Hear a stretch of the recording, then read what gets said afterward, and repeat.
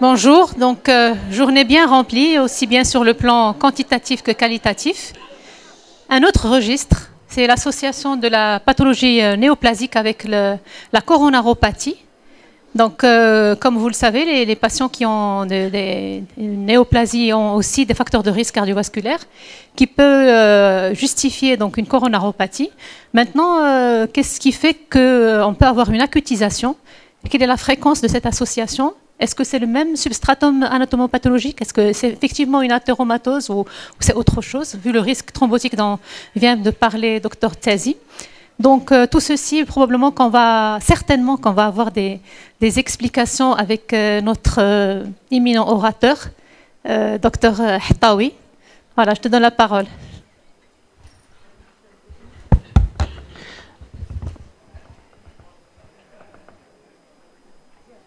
Voilà. Merci beaucoup, professeur Charradi. Imminent, je ne sais pas.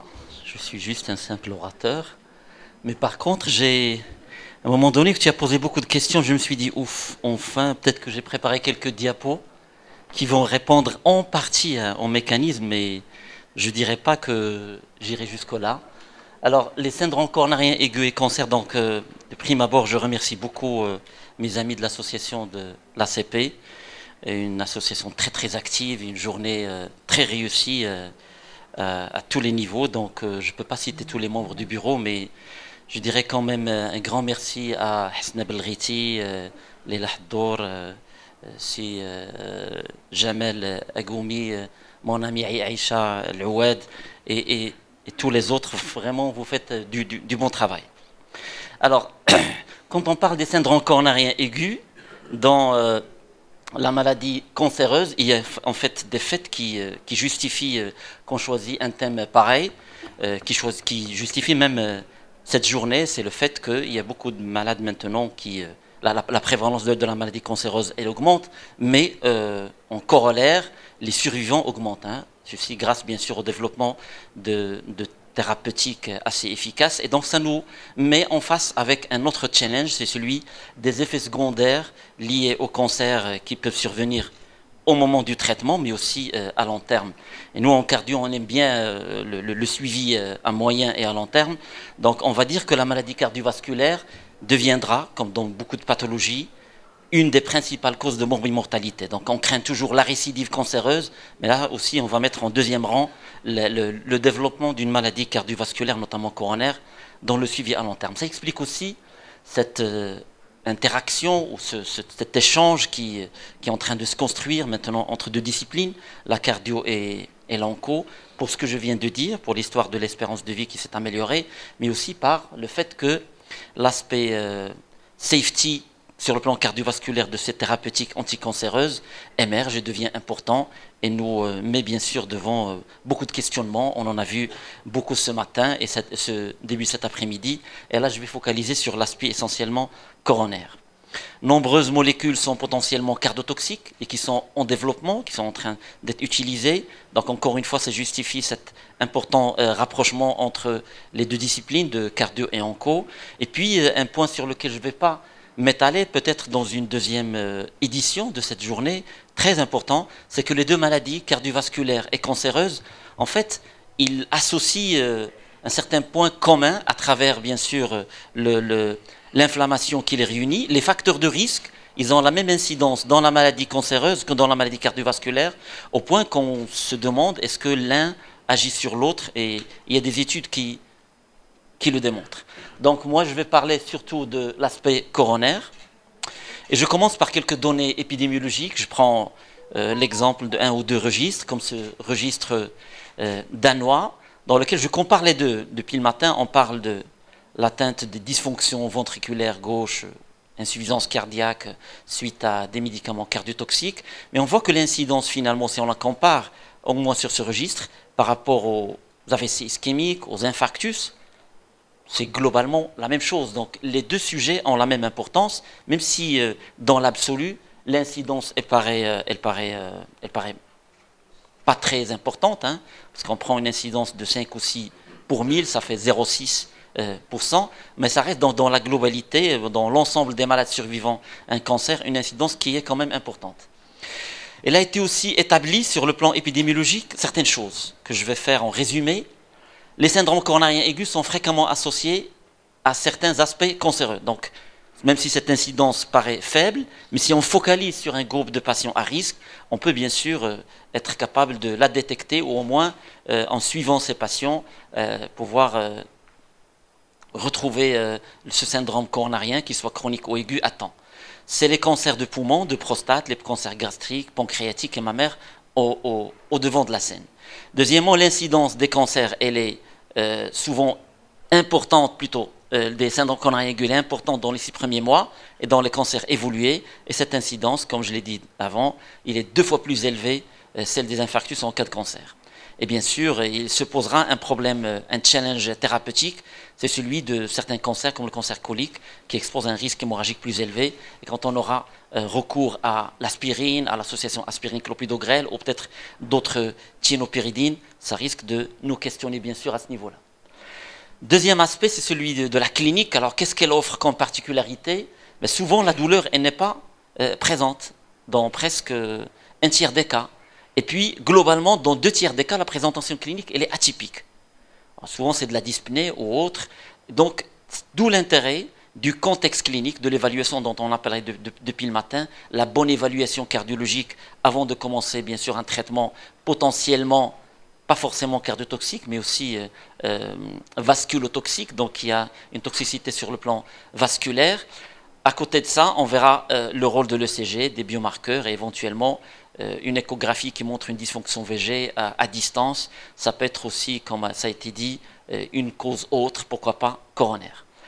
Dans le mode de présentation syndrome coronarien aigu, souvent c'est des non-stémies, le plus fréquemment, et moins, comme on le voit ici. Regardez juste les chiffres en bas, je reviendrai sur cette diapositive. Les non-stémies, ça constitue les 2 tiers des modes de présentation des syndromes coronariens aigus. Alors, qu'en est-il du relation avec quel traitement? C'est-à-dire là, on a vu les malades qui auront des facteurs de risque prédisposant à une maladie coronaire et qui vont avoir un cancer. Maintenant, est-ce qu'il y a certaines thérapeutiques anticancéreuses qui exposent à plus de risques coronaires? Globalement, oui. Par exemple, comme l'hormonothérapie par le biais d'augmentation du risque métabolique.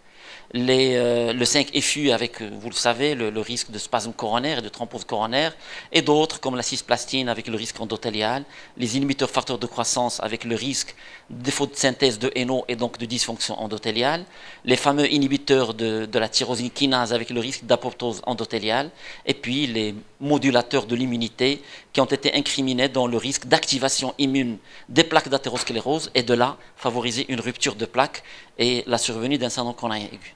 Alors bien sûr, cette diapo elle est très chargée, mais le but c'est simplement de montrer que certaines molécules, bien sûr, qu'on va étiqueter comme ayant une toxicité particulièrement endothéliale, vont avoir comme mode de présentation pratiquement la même chose. Hein. Des angines, des angores spastiques, des infarctus, des maladies coronariennes qui s'installent. La même chose ici. Et puis, si on veut aller un peu dans les détails, on regarde ça répond un peu en partie à la question avec laquelle j'ai commencé. Est-ce qu'il y a un mode de pathogénique, disons, qui explique cette atteinte coronaire? Ben, souvent, ça passe par la dysfonction endothéliale ou par l'altération, bien sûr, de l'hémostase et puis l'activation de l'agrégation plaquettaire. Et tous ces éléments-là, souvent, ils sont intriqués, réunis pour favoriser la survenue d'un syndrome coronarien aigu. Un autre aspect du traitement, c'est la radiothérapie. Alors la radiothérapie, c'est en fonction du siège, bien sûr, sur lequel elle a été appliquée. Et là, on va bien sûr suspecter, à long terme bien sûr, une atteinte post-radique, qu'elle soit carotidienne, des membres inférieurs, coronaire, pourquoi pas, s'il y a une notion de radiothérapie médiastinale au thoracique gauche. Une particularité, bien sûr, sur le plan épidémiologique qui se dégage, c'est que la maladie coronaire à long terme, chez les patients qui ont eu une radiothérapie, eh bien, elle est souvent bien sûr, elle est dose dépendante, hein, plus la dose de la radiothérapie est élevée, plus le risque d'avoir des événements coronaires est élevé. Mais la localisation est le plus souvent, comme on le montre sur ce schéma-là, elle est sur des lésions proximales. Hein. Donc des lésions proximales à distance d'une notion de radiothérapie, ça peut être, sans aller plus loin, une atteinte post-radique avec tous les problèmes qu'elle peut poser au moment du du traitement. Une autre situation devant laquelle on peut être amené à détecter une maladie coronaire, c'est à l'occasion, bien sûr, d'un bilan scanographique, soit bilan d'extension, soit bilan de récidive d'une maladie cancéreuse. À ce moment-là, on peut trouver des calcifications qui peuvent être autres que coronaires, mais aussi coronaires. Et depuis, on a commencé à penser que probablement le score calcique peut être un des moyens de dépistage. On reviendra là-dessus pour voir s'il y a des guidelines qui ont réussi à trancher sur la question. En d'autres termes, dans la population cancéreuse, est-ce qu'on peut utiliser, comme on est en train de le dire maintenant, chez le diabétique, le score calcique, est-ce qu'il peut être un bon moyen de dépistage de maladies coronaires? Et donc, ça va nous résoudre beaucoup de problèmes dans l'avenir. Alors, je laisserai ça pour la partie traitement. Et je dirais que dans la vraie vie, les patients cancéreux qui ont un syndrome coronarien aigu, les constatations disent que ces malades sont moins bien traités. Alors, il y a moins de recours à l'angioplastie, en moyenne c'est 50%. Des registres qui le montrent aussi, et même ils montrent, par exemple, comme cette étude polonaise, les patients qui devraient avoir une choro, c'est même pas la moitié qui va l'avoir, et souvent ça n'aboutit pas à un geste, puisque le traitement conservateur est plus souvent utilisé. Et d'ailleurs, je reviens à cette diapo que j'ai montrée tout à l'heure. Vous voyez les patients non stémie, par exemple, une bonne partie de ces malades, plus que la moitié, ont un traitement conservateur, et même les patients qui ont un infarctus, plus que presque les 3/4 ont eu simplement un traitement médical. Et pourtant, les études démontrent que une stratégie invasive, quand elle est faite, bien sûr, en pesant le pour et le contre, elle améliore la survie à 1 an beaucoup plus qu'un traitement conservateur. Et là, je ne parle pas d'une petite différence. Là, on parle d'une différence de survie de 18% par rapport à presque 60%. Donc c'est énorme.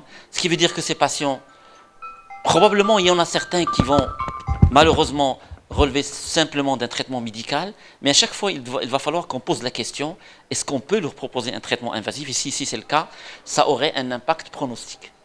Alors, avant d'arriver à la prise en charge thérapeutique, je passerai ce point qui est important, c'est celui de screening de maladies coronaires. Même si ce n'est pas le syndrome coronarien aigu, on se pose toujours cette question, au-delà du traitement, quand est-ce que je vais chercher une maladie coronaire chez un patient qui a eu un cancer et qui a eu des traitements vasotoxiques ou cardiotoxiques. Alors pour ça, je me suis reposé sur un consensus d'experts qui propose un schéma que je trouve assez acceptable pour nous, pour la communauté cardiologique.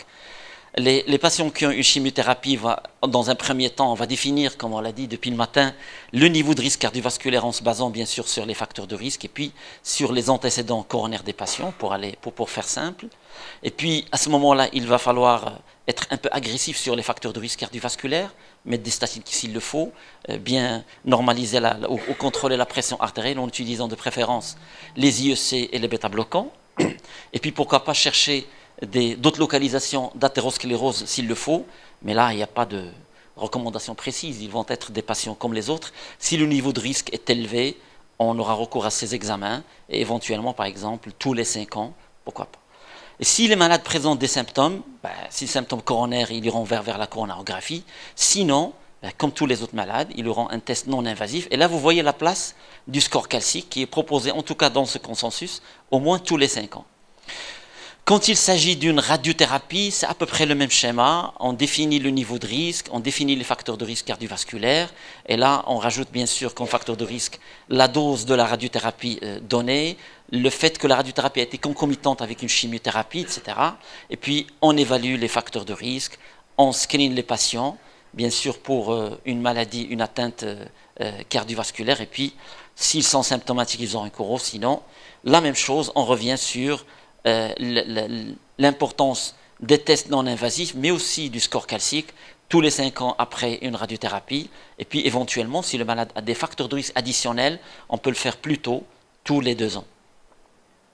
Et pour faire simple et résumer ces schémas, la coronarographie, on dirait autrement, elle est indiquée comme les patients non cancéreux, s'il y a des symptômes de langor, bien sûr, chez des patients qui ont eu une thérapeutique qui expose à un surrisque de maladie coronaire, antécédent de radiothérapie, présence de facteurs de risque, antécédent d'un traitement qui pourrait éventuellement être vasculo-toxique.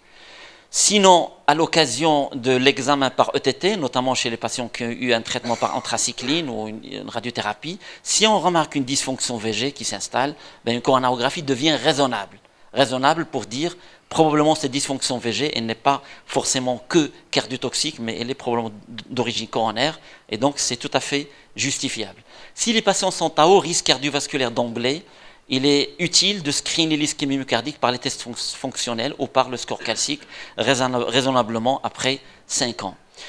Alors là, je vais juste montrer ces diapos, puisque je parle du score calcique, je parle aussi du scanner thoracique. Et ce scanner, à l'occasion du scanner, ben, on cherche une récidive, par exemple, de maladie cancéreuse. On peut en profiter, commencer à avoir le réflexe de demander le calcul du score calcique en même temps. Le schéma, il est bien sûr, n'est pas dédié tout à fait pour la maladie coronaire, mais vous voyez, avant le traitement, ben, on évalue les malades pour un risque de maladie coronaire. Au cours du traitement, notamment certains traitements particuliers, comme je l'ai dit au début, 5-FU, les inhibiteurs tyrokinase, etc.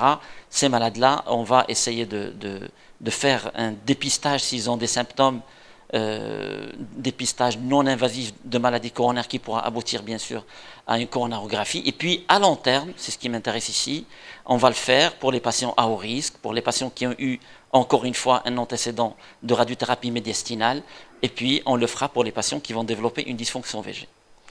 Le score calcique, j'ai l'impression, avec tout ce que j'ai dit, que je suis en train de le défendre. Oui, je le défends, mais je n'ai pas de preuve formelle, puisque les résultats des études, en fait, ils sont disparates.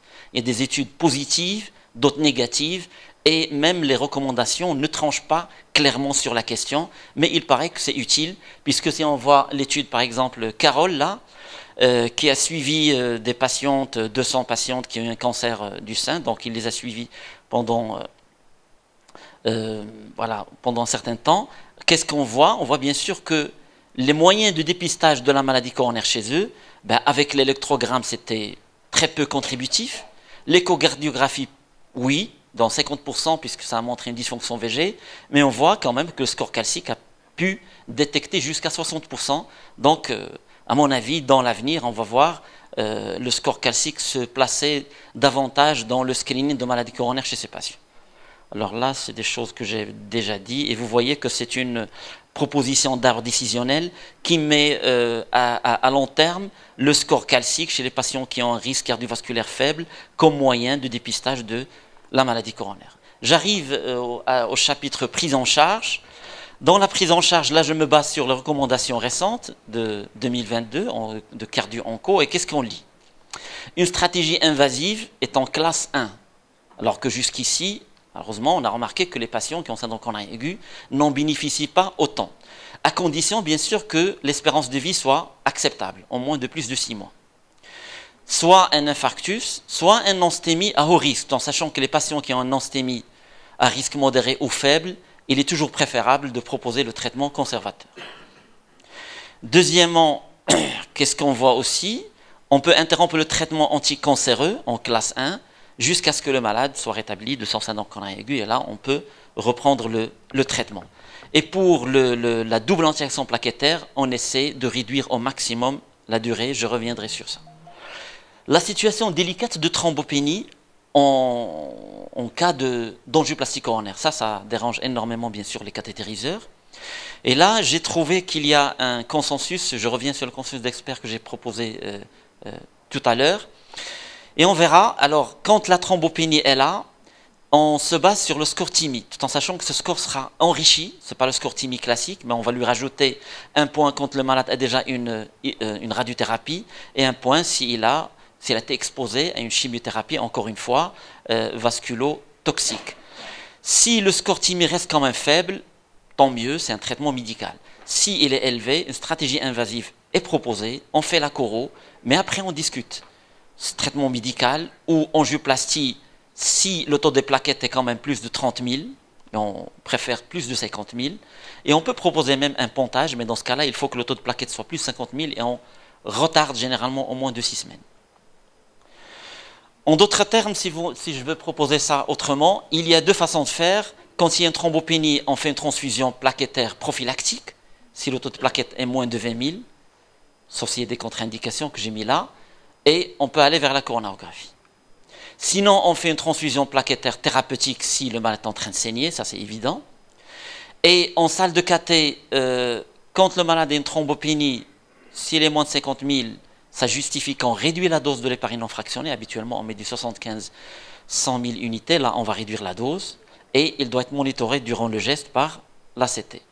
Si la thrombopénie est moins de 30 000, qu'est-ce qu'on fait? Ben là, ça devient compliqué. Le DAPT, c'est à discuter. Le bénéfice-risque sera, bien sûr, discuté à ce moment-là. En tout cas, l'aspirine n'est pas contre-indiquée si le taux de plaquettes est plus de 10 000. Pour le DAPT, c'est en 30-50 000. Et généralement, prasugrel et ticagrelor, qui sont des puissants inhibiteurs de P2Y12, on va les éviter au maximum. Et en tout cas, si le taux des plaquettes est moins de 50 000, ce sera contre-indiqué de façon absolue. Et si le taux des plaquettes est moins de 50 000, la durée de la DAPT, on essaie de la réduire au maximum, moyennant bien sûr, ça les cathétériseurs le connaissent bien, on doit savoir que le geste a été bien fait, que le stent a été bien apposé, et là on peut se permettre une durée la plus courte possible de la double injection plaquettaire. Et enfin, il n'y a pas de seuil minimal pour le taux des plaquettes, pour réaliser une coronarographie, ça devient compliqué quand on veut faire un geste. Est-ce que ce que je viens de dire existe dans les recommandations? Oui, dans les recommandations de 2022, on voit en contre-indication, thrombopénie moins de 100 000 de plaquettes, eh bien ces patients-là, on ne va pas leur proposer un traitement antiplaquettaire. Quand ils ont un cancer et une thrombopénie moins de 30 000, le clopidogrel, ben, on va essayer on ne le recommande pas. Ticagrelor, si moins de 50 000, on ne le recommande pas. Et bien sûr, on essaie d'éviter le ticagrelor, prasugrel le plus possible, sauf si le malade est à risque hémorragique très faible et un risque thrombotique élevé. Alors ceci, on le sait depuis très longtemps. Là, je passe à un autre chapitre qui est celui de traitement cardioprotecteur. On sait depuis ce travail qui est ancien que les malades qui reçoivent un traitement de chimiothérapie, qui développent une dysfonction VG, malheureusement, ils bénéficient de traitements par IEC ou par bêta-bloquant un degré moindre. Hein. Regardez là, quand il y a une dysfonction VG asymptomatique, il y a 40% de patients qui ont une IEC et pas plus que 50% qui ont eu des bêta-bloquants. Et pourtant, les recommandations le disent clairement, les IEC et les bêta-bloquants sont recommandés, bien sûr, en prévention primaire chez les patients à haut risque, à très haut risque, ce qu'on a dit depuis ce matin, et je crois que mon message maintenant devient clair. Sauf que moi, je mets l'accent sur le petit F qui est là, et quand on le lit, ben, dans les recommandations, le carvedilol, elle est préférée comme bêta-bloquant pour la protection cardiovasculaire s'il n'y a pas bien sûr de contre-indication. Et ailleurs, dans le texte aussi, on lit, quand les patients ont une hyperactivité sympathique, eh ben, comme bêta-bloquant préférable, c'est le carvedilol ou le nebivolol. Alors, toujours pour le traitement IEC bêta-bloquant, ce travail, qui est une méta-analyse, a bien montré que les patients qui vont avoir un IEC ou bêta-bloquant vont avoir bien sûr un niveau de protection bien sûr plus élevé avec un autre ratio qui va être diminué. Une autre méta-analyse, mais cette fois-ci qui focalise sur le carvedilol, montre que disons, le rôle protecteur, il est maintenant confirmé de la carvedilol par rapport à la cardiotoxicité induite par les anthracyclines. Là aussi, c'est à peu près le même travail hein, qui montre la même chose, donc je peux passer. Et une explication que je vais dire pour le pourquoi spécialement le carvedilol et non pas les autres bêta-bloquants, ben, il est non cardiosélectif, donc la réponse n'est pas là. Il est alpha-bloquant, mais l'action alpha-bloquante, elle est 10 fois moindre par rapport à l'effet bêta. Donc on va dire que c'est des bêta-bloquants importants, mais ils ont un effet vasodilatateur plus faible. Donc certainement, ce serait pas, la réponse n'est pas là, puisqu'il y a d'autres bêta-bloquants qui sont vasodilatateurs, mais qui n'ont pas démontré la même chose que le carvedilol. C'est probablement là, dans cette fraction antioxydante qui est là, et on sait, et on doit mettre au centre le stress oxydatif comme un des moyens. Tout à l'heure, je parlais des produits de chimiothérapie et qui passent tous par la dysfonction endothéliale. Ben, qui dit dysfonction endothéliale dit stress oxydatif, pourvoyeuse de dysfonction VG, remodelage, arythmie et bien sûr d'athérosclérose accélérée par la suite. Il y a plusieurs mécanismes qui l'expliquent. La péroxydation membranaire à cause de ces radicaux libres qui ne vont pas être clairés ou éliminés. Et de là, il y a beaucoup de, bien sûr, d'anomalies au niveau membranaire qui entraîneraient une surcharge calcique intracellulaire et de là une apoptose cellulaire. Donc vous voyez que le rôle de l'inflammation est important dans le développement de la maladie coronaire et bien sûr dans la survenue du syndrome coronarien aigu, et que utiliser des médicaments qui vont avoir une action sur cette inflammation et va avoir un effet cardioprotecteur anti-ischémique et anti-athérosclérotique, et non pas simplement par le biais d'un effet vasodilatateur, pas simplement par le biais d'une baisse de la consommation myocardique en oxygène, mais surtout, et ça a été, c'est le point sur lequel les études travaillent maintenant, c'est l'inhibition de l'infiltration leucocytaire qui probablement, à l'occasion de la modification des plaques d'athérome et bien sûr de la survenue des SK, une action antioxydante est la bienvenue, bien sûr, vis-à-vis des radicaux libres, mais aussi une action protectrice vis-à-vis des antioxydants comme la vitamine E, et aussi un effet antioxydant LDL, donc les effets pléiotropes dont on a l'habitude avec les statines. Ça justifie probablement ces effets. Pourquoi cette méta-analyse a retrouvé un effet remodelage inverse en utilisant le carvedilol chez les patients qui ont une granulosité qui est anthracycline dépendante. Alors il me reste le dernier chapitre qui est celui du suivi. Je dirais pas plus que les patients vont devoir être suivis quand ils sont à haut risque de toxicité, et vous voyez ici toutes les situations qui mettent les patientes en situation de haut risque, que ce soit par rapport au traitement ou que ce soit par rapport aux facteurs de risque qu'ils ont, donc c'est classique. Et quand ils ont un niveau de risque élevé, vous voyez exactement ce qu'on a vu tout à l'heure, l'évaluation va être cardiologique habituel, mais on va juste rajouter que probablement sur ce schéma, ça c'est le schéma des guidelines, mais vous voyez que le score calcique n'existe pas. Je pense qu'il va être rajouté certainement, puisque les études commencent maintenant à s'intéresser à cette catégorie de patients. Donc en conclusion, la prévalence des cancers est en progression rapide et en cancer avec les thérapeutiques qui sont de plus en plus complexes, et de là, le syndrome coronarien aigu devient pour nous, ou la maladie coronaire en général, une des choses qu'il va falloir détecter. Et le syndrome coronarien aigu reste la principale cause de décès chez ces patients. Les cancéreux développent, on ne l'oublie pas, 2 fois plus de SK que les non-cancéreux. La présentation clinique reste dans 2/3 des cas atypiques, donc à nous de la screener. Et puis on va devoir focaliser sur le niveau de risque, à la fois pour le dépistage et pour le suivi à long terme. L'imagerie cardiovasculaire aide au diagnostic, mais elle mérite d'être encore plus étudiée, et notamment la place du score calcique. Et le traitement médical optimal suggéré comporte les IEC, les bêta-bloquants, et je n'ai pas trop focalisé sur les antagonistes des minéralocorticoïdes. L'utilisation des anti-agressants plaquettaires doit être supervisée parce qu'il y a quand même un risque de thrombopénie qu'il va falloir surveiller. Ça peut être de l'aspirine ou de clopidogrel, mais en tout cas, l'angioplastie est à promouvoir chaque fois que c'est possible chez les patients qui font un SK, soit un infarctus, soit un anstémie à haut risque. Et je vous remercie.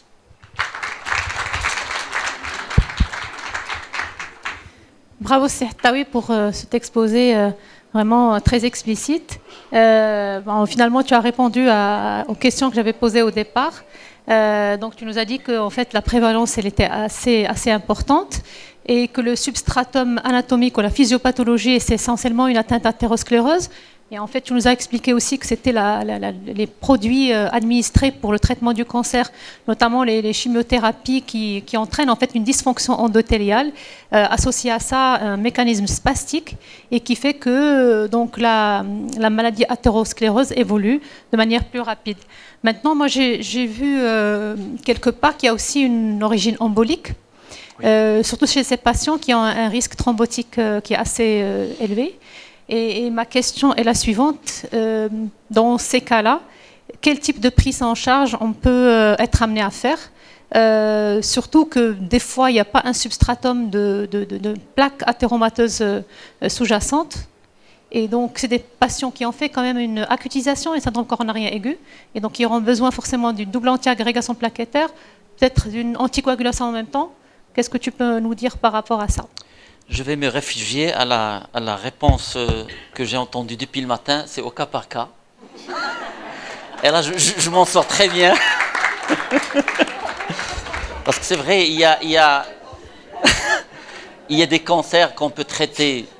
J'ai vu un jour une présentation, je crois, à Casa, sur un fibroélastome valvulaire, là, ça résout le problème dès qu'on le traite. Et puis, il y a d'autres pathologies, malheureusement, pour lesquelles le risque thrombotique reste élevé. Et si le malade fait déjà des embolies coronaires, ça va être très compliqué. Ça va être très compliqué. Faut-il les laisser sous traitement anticoagulant au long cours, anti-agrégant? Honnêtement, je n'ai pas de réponse à vous donner. Peut-être, Madame Thiesi, tu as une réponse à ça? Non plus. Voilà. Donc, je suis rassuré. Moi, j'aurais une petite question. Merci d'abord pour l'invitation et pour la réussite de cette journée. Il y a tellement de choses à apprendre. C'est très riche en informations et c'est vraiment passionnant. Alors, moi, j'avais une question concernant le score calcique. En fait, vous l'avez très bien défendu, et à juste titre, puisqu'on a, enfin, cliniquement, il n'y a quasiment rien, il n'y a pas de présentation clinique parlante. On a un tableau qui est atypique, on a une histoire